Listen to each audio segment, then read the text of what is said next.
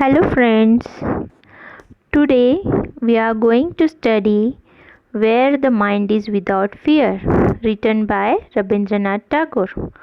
All of you are going to study it with me, Professor Dipti Shiledar. So, this poem is written by Rabindranath Tagore, which is vastly read and discussed poem. It was originally composed in Bengali, possibly in 1900, under the title Prarthana, which means prayer. It appeared in the volume called Naivedya in 1901.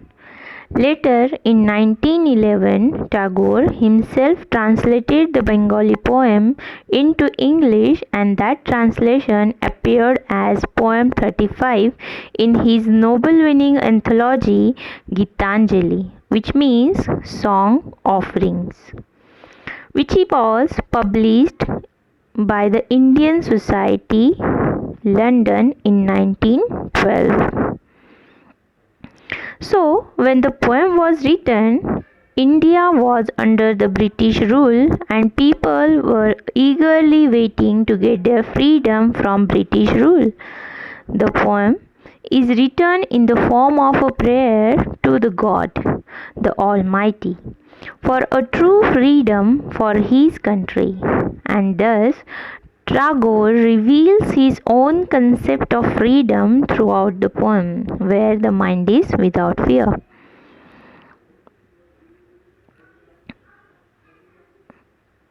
Let's see this poem line by line. Where the mind is without fear and the head is held high. This is the first line. In the very first line, the poet is praying to Almighty that his countrymen should be free from any fear of oppression or forced compulsion. He wishes that everyone in his country has his head held high in dignity. In other words, according to him, in truly free country, every person should be fearless and should have a sense of self-dignity. So he is saying the head is held high. The second line of poem, where knowledge is free. In this second line, he is dreaming of a nation where knowledge would be free. Education should not be restricted to the upper class only, but everybody should be allowed to acquire knowledge. Not only that, the children should learn freely from the nature and the world around them. They should not be forced to memorize some predetermined lessons, and this is Tagore's typical concept of education. In the third line, where the world has not been broken up into fragments by narrow domestic walls. In this line, Tagore emphasizes the unity not only of his own countrymen but also of the entire world. He thinks there should not be the division amongst people which at that time were based on their caste, creed, color, religion, or any baseless superstitions.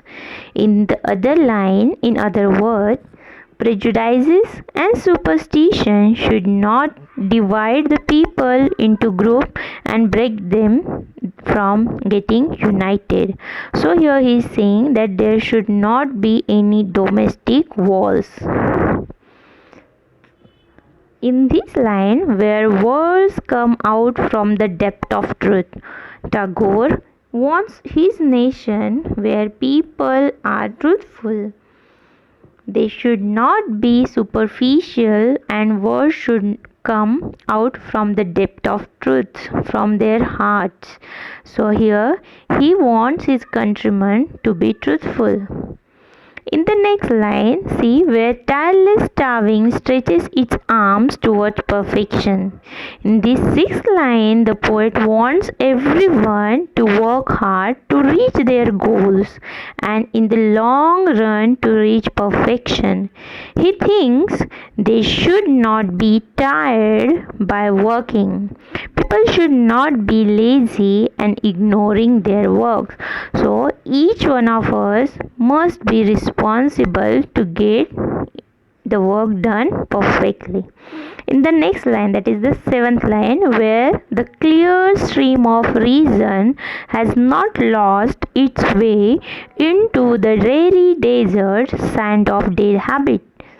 So here in this seventh line, Tagore compares reason, that is logical thinking, to a clear stream, and in the next line he compares dead habits or the superstitious beliefs to a dreary desert.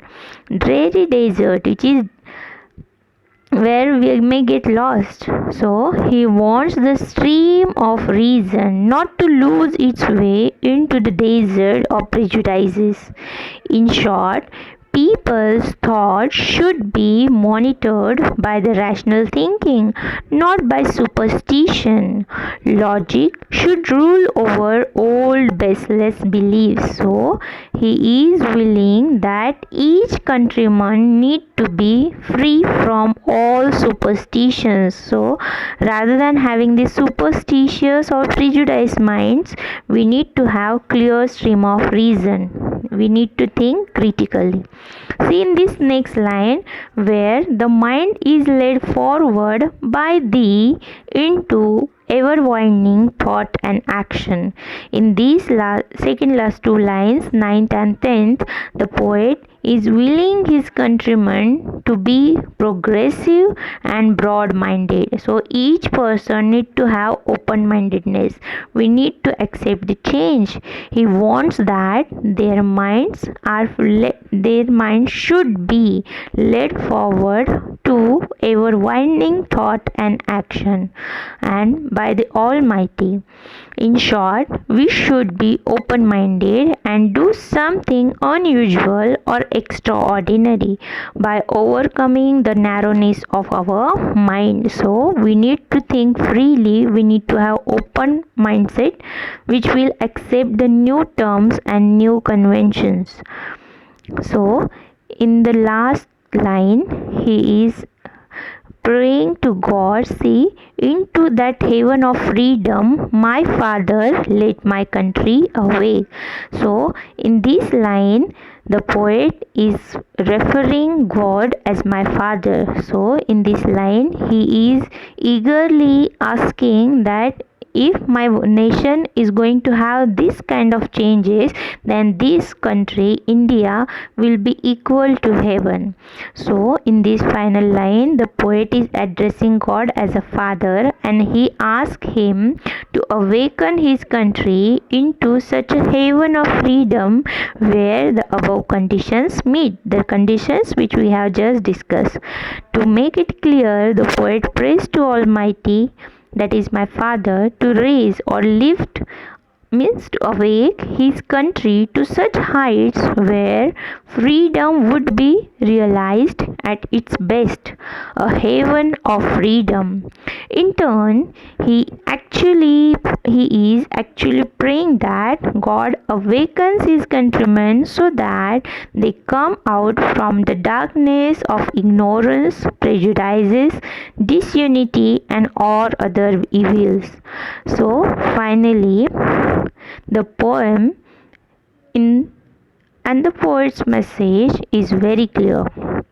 If all the people of a nation are not wise enough to lead forward a happy and peaceful life which is free from all evils, they cannot enjoy their freedom well. So, to the poet, only political freedom is not so important unless you are fearless, self-dignified, knowledgeable, truthful, hardworking, and broad-minded enough to enjoy it fully. So in our life we need to have all these qualities. Thank you.